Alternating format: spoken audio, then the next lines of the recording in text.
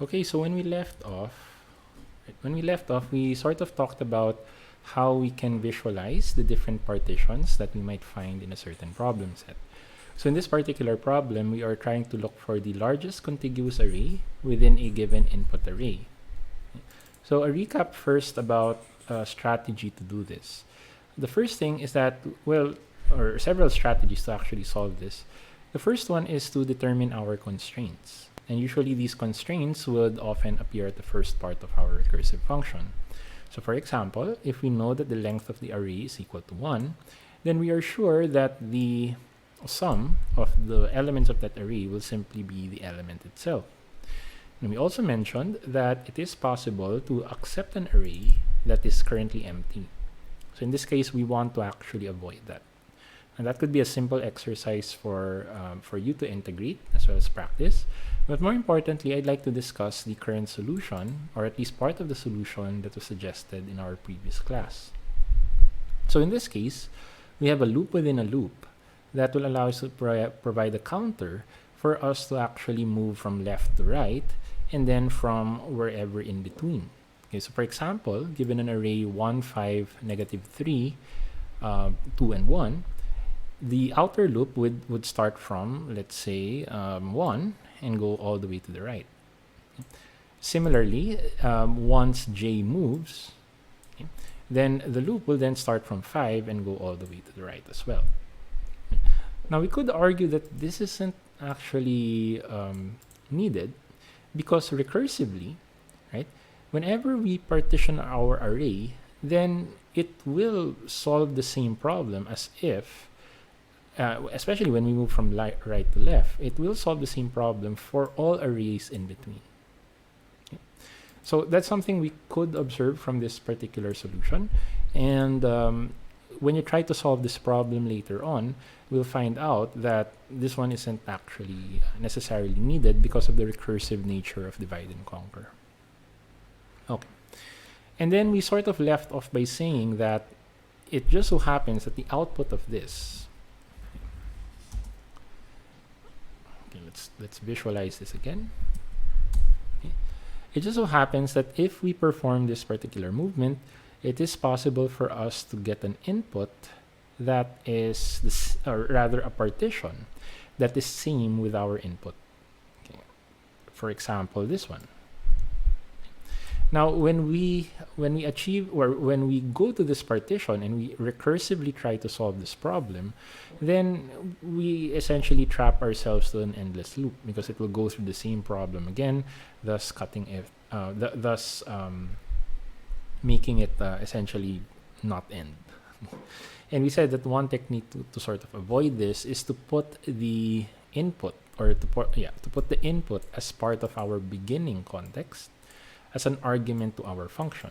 So in this case, what are we looking for? We are looking for the largest contiguous array whose sum is the maximum number. So in these types of problems, we'd like to track a particular maximum value, wherein initially it would be the sum of the array itself.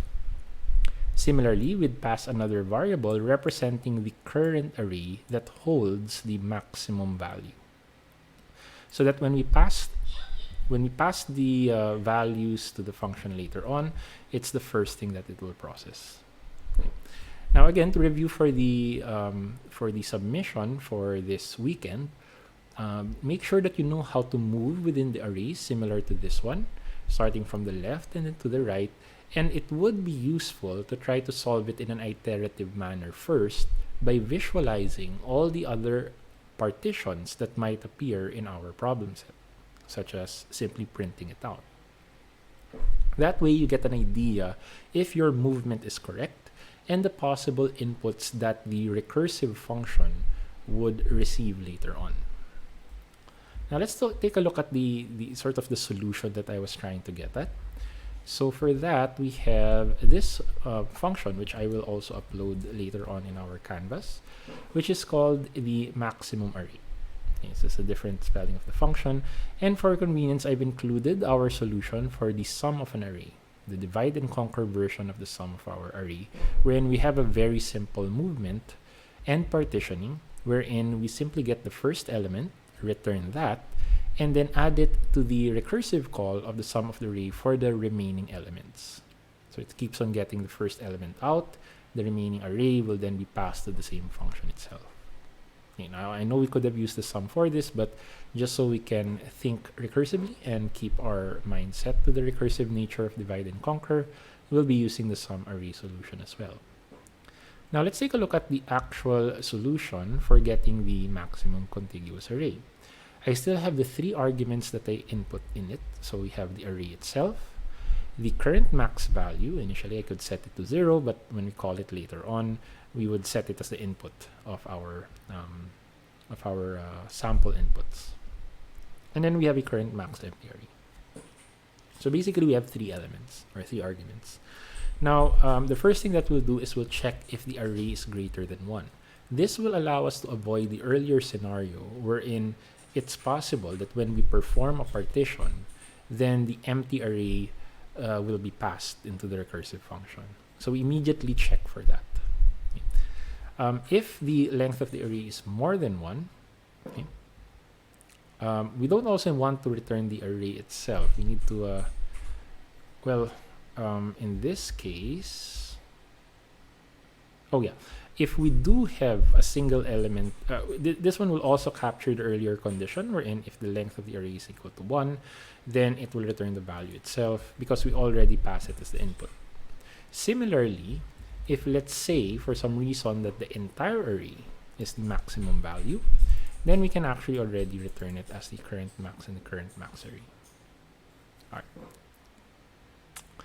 Now, given that, okay, again, the point here is that the function itself will keep the state of whatever we are trying to track. So every time you encounter a problem like that, wherein you want to keep the current value that you are tracking and then comparing later on, it would be a good idea to put it as part of our function argument. Now let's take a look at this loop. What are we actually looping through? Well, the loop here represents our movement. Now again, I'm only using a single loop because the idea is, even if I split the array from left and right partitions, recursively I can apply the same approach to the left partition as well as the right partition. So anything in between will also be captured. So we actually just need a single array. Now to actually avoid the input for the entire array to appear again, we assume that we only go from the length of the array until -1. Now, we now perform our partitioning, or essentially dividing the problem into smaller problems. We start off with 0 until the ith element, and we also include whatever is in between, which is the ith element until the end of the array. So in a sense, we always split the array from left and right arrays. Now, since we're performing a comparison, okay, one way to sort of avoid things or to visualize the problem better is to be as verbose as possible. So in this example, I take the sum of the array for the left array and the sum of the array of the right array. That way I only have 2 values to compare. And what are we actually comparing against? Well, we are comparing against the maximum value. So this is where our constraint will also appear, or our condition to solve the problem will appear. If the maximum array from the left side is greater than the current max, okay, then we try to solve the same problem again recursively. Take the maximum array, or call the function again, maxr, from the left array. Current max value is the sum of the left array because it's now greater than the current max. And then current max array is equal to the left array. Now, if this is not the case, meaning that maybe the right array contains the maximum sum, okay, then we have an else if statement. Else, if the sum array is greater than the current max value, then we perform the same operation again by recursively calling it against itself. Now, it's okay if maybe we know that the maximum of the left array will not contain the maximum anymore, right? Because, well, we already know that the total sum of all the elements is greater than the current max. But regardless, even if we do that, remember that we are currently moving. So even if we have a subarray, because notice that we can have negative numbers in between them, because of the movement of our array, the window that we are sliding against, we can still capture the in-between values. We will eventually reach, in this particular loop, the in-between values that we might get from the subarrays.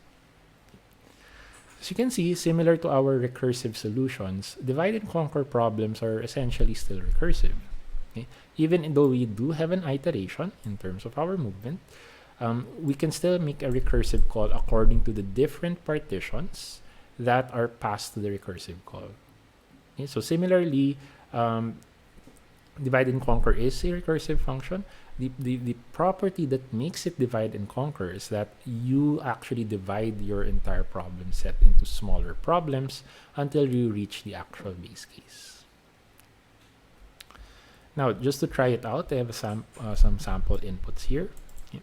So again, I'll be uploading this at Canvas. So if we run this, I think it's here.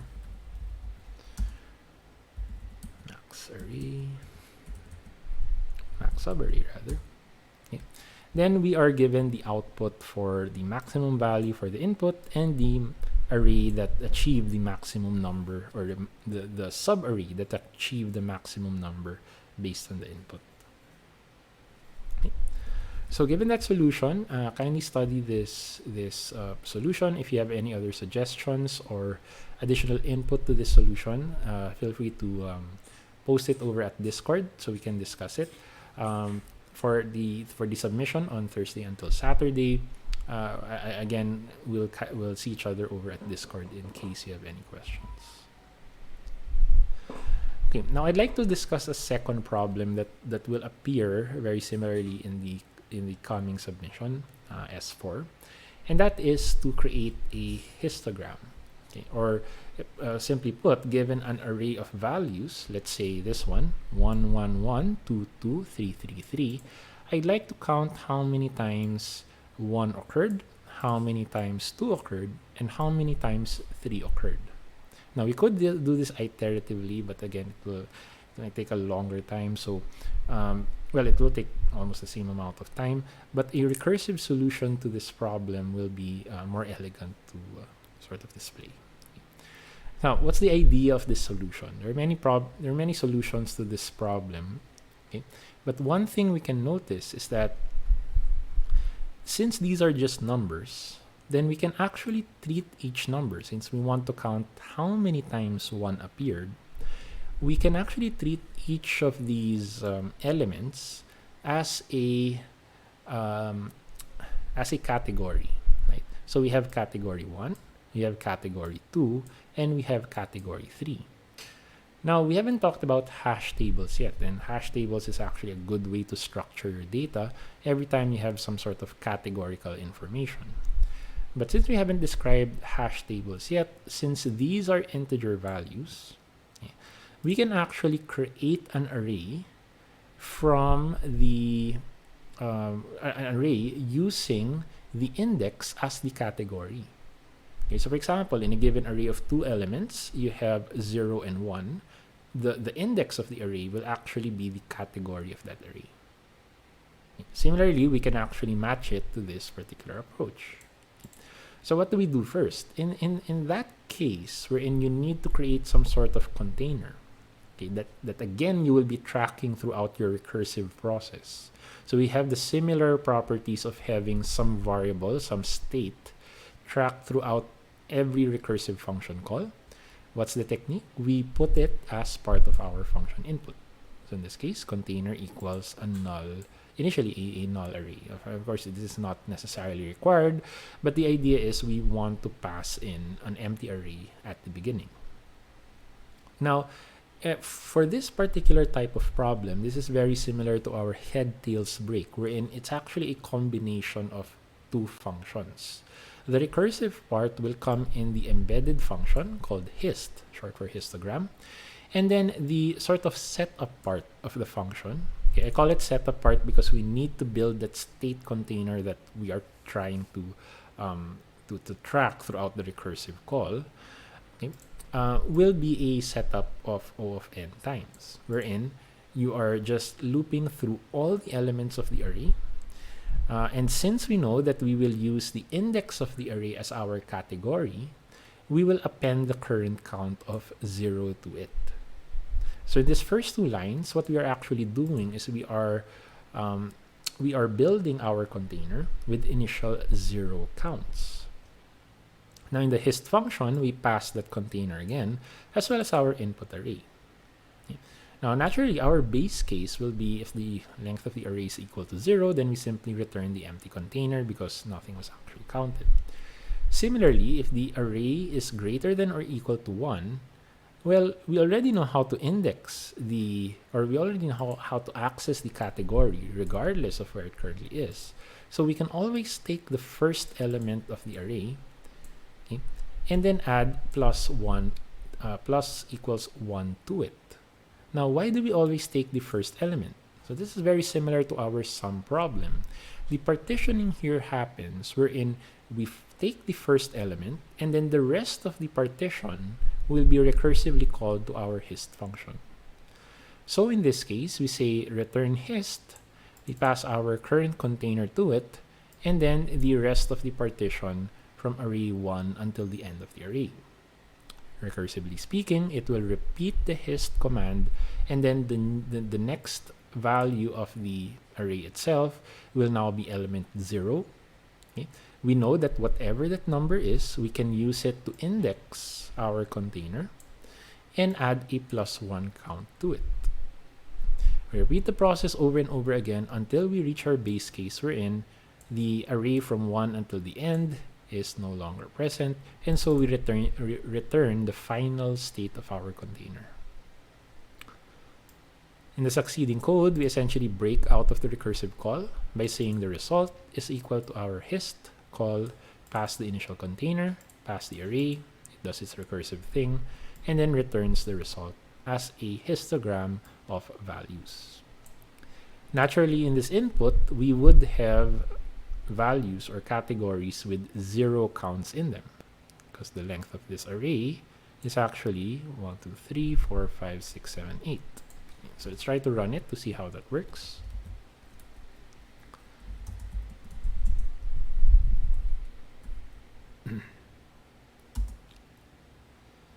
Okay, what was that? Frequent elements. Okay. So as you can see here, the number 1 appeared 3 times. So we have a count of 3 for the category 1, which is index 1, second element. Similarly, the number 2 appeared 2 times. So in that case, we have 2 for 2 here, and then 3, we have 3 for 3 here. Okay. So it essentially builds a histogram of values. Now, another tip for answering the submission on Thursday is that there will come a point wherein you need to transform your data first before you can actually input it to another solution to your problem. Okay, so for example, in this case, maybe the output histogram might be an input to another part of the problem that you have to solve. For example, a sorting problem. Right? If I wanted to arrange these numbers into ascending order, we already know how to do that using our sorting algorithms.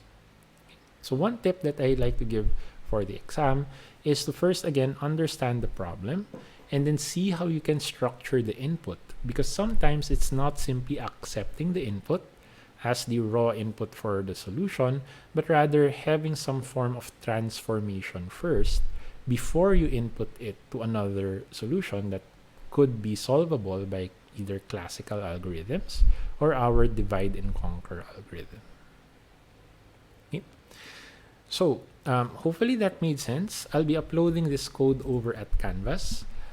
If you one tip for the exam is to review again this code, this solution, try to improve on it, and then try to also review the previous questions in terms of movement, because there was a lot of movement problems in that in the previous submission, the recursive calls. So make sure you review those problems as well and learn how to move with your array.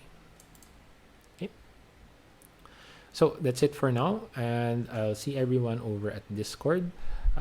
Please make sure to review so you can answer the problems in a much lesser time. Okay? So you're only given 3 days for this, with a total of 5 problems in the current problem set. Okay?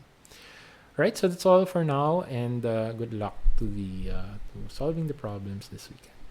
Okay, thank you.